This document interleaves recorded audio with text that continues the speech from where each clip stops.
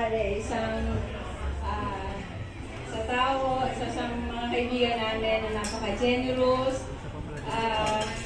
Lahat na ay bibigay niya para sa kanyang pamilya, sa kapatid, at lalo din sa mga kaibigan. Isang tao na tinetreasure namin sa bawat oras ng aming pagsasama.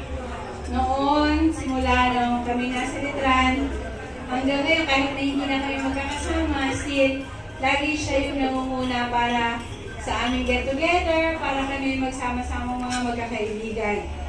Tinetreasure namin lahat.